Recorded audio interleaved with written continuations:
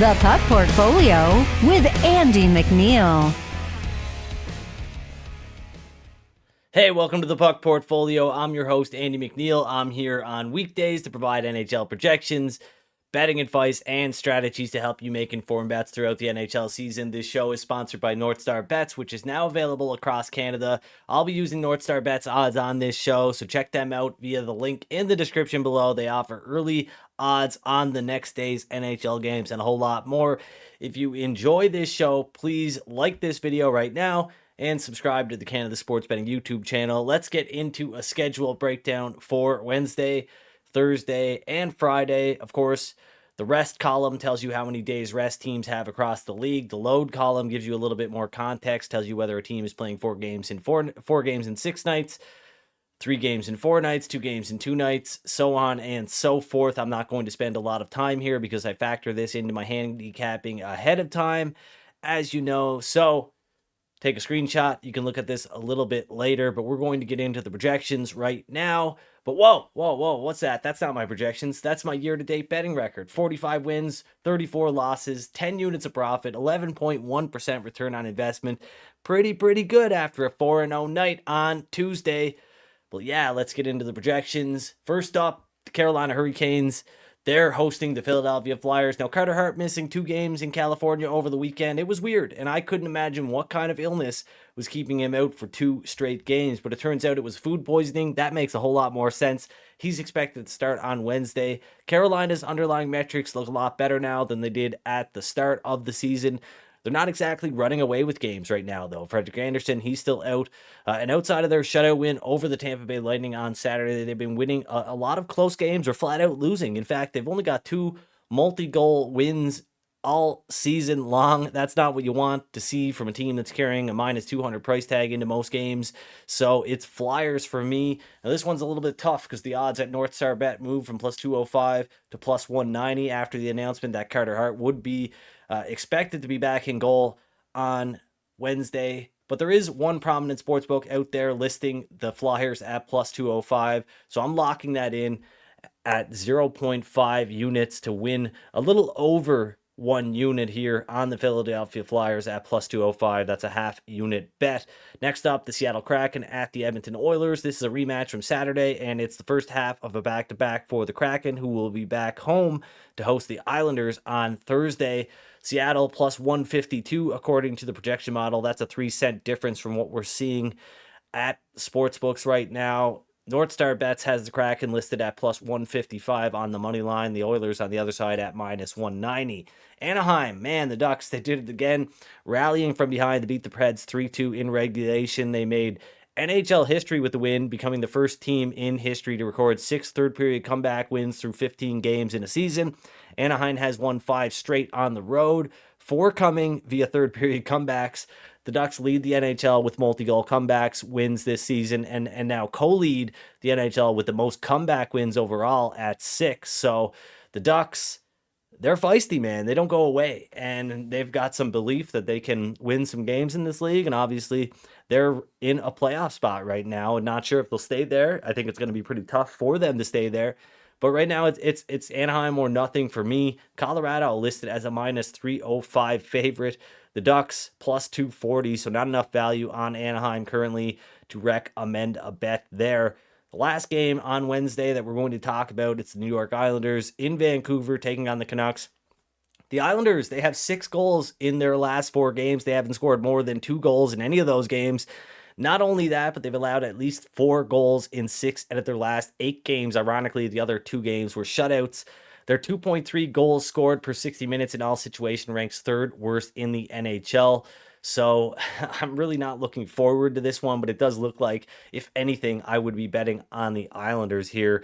I've got Casey DeSmith projected to start in goal against the Islanders on Wednesday because the Vancouver Canucks are in action against the Calgary Flames on Thursday. We'll talk about that one shortly here, but that is it for Wednesday. The Flyers plus 205. It's a half unit bet on the money line. Not a good bet at plus 190 though, so keep that in mind. So let's move on talking about Thursday's games. We'll bring those up right now.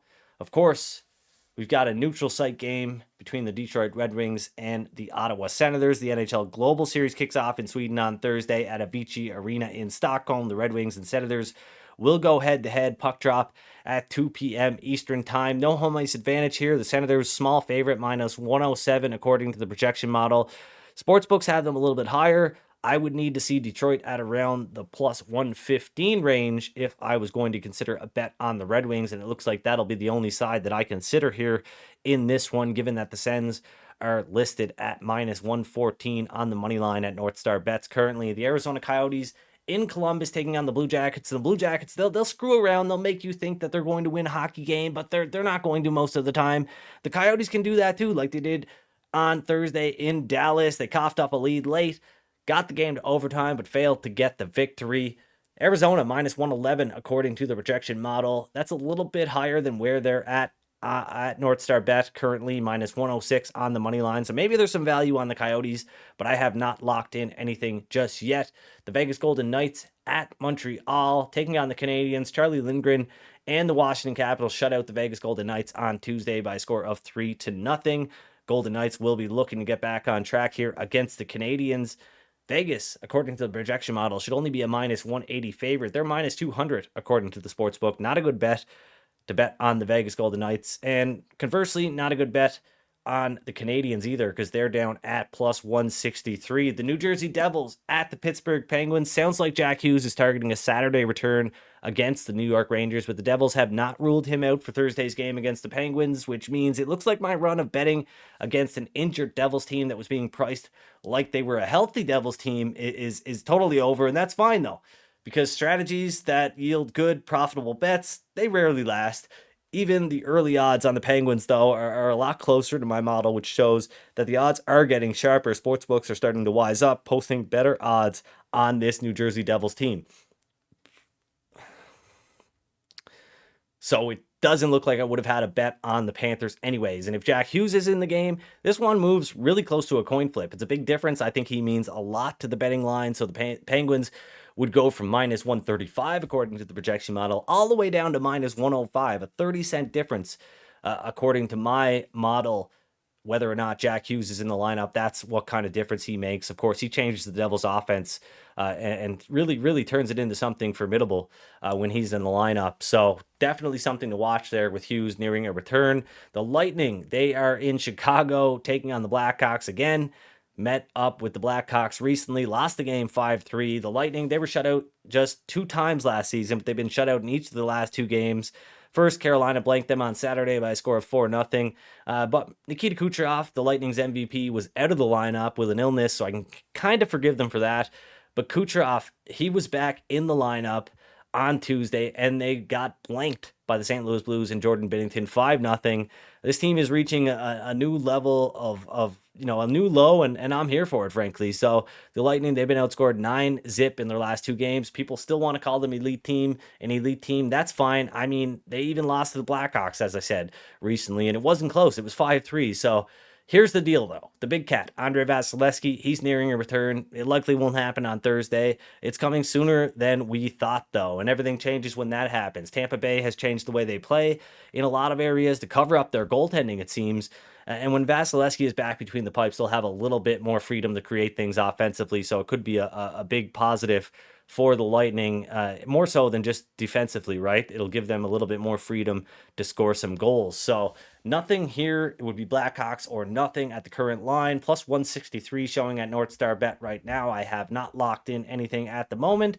I may shop around and lock in a bet on the Blackhawks because I do think there are some better prices out there. Kind of a hectic morning here. Not a pick-heavy show. I am really looking to get value bets and value bets only. I'm looking for bets that give me an advantage over the sports book, not the other way around, which is what a lot of people do, frankly. So I'm only looking for value bets, advantage plays, and I'm not finding a whole lot of that for Wednesday's slate or Thursday. Of course, I got the small play on the money line on the Flyers, plus 205 over the Carolina Hurricanes.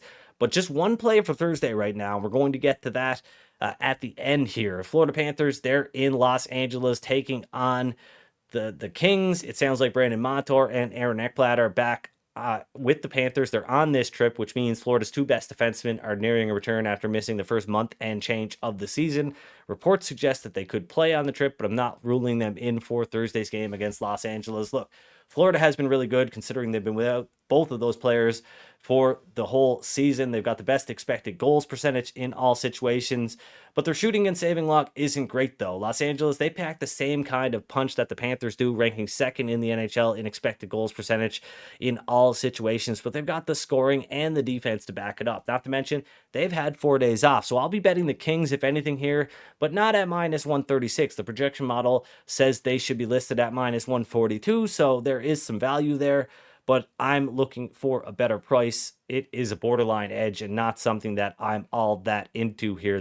The Vancouver Canucks, they're in Calgary, as I mentioned, to take on the Flames, the second half of a back-to-back for Vancouver, who host the Islanders on Wednesday. They'd be a favorite otherwise, even though I have Thatcher Demko projected to start the second game against Calgary instead of the game against the Islanders. If that's not the case, things will flip around quite a bit here, as Thatcher Demko is a much better goaltender than Casey DeSmith, but the Flames, minus 120 on the money line right now, according to NorthStar Bets. Well, I think they should be closer to minus 102, a 50-50 game, according to the model. So if we find Vancouver at an underdog price at some point later, maybe they'll get blown out by the Islanders. You never know.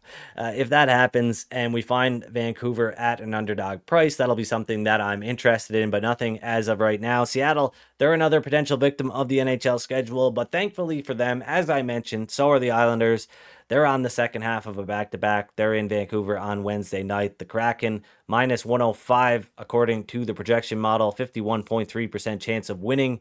And lastly, my best bet, my only bet for Thursday right now, the St. Louis Blues. They've been turning things around lately, mostly thanks to great goaltending. But as I said on Monday and Tuesday, this team has some offensive chops, and they've been showing them off lately. Their underlying metrics are improving.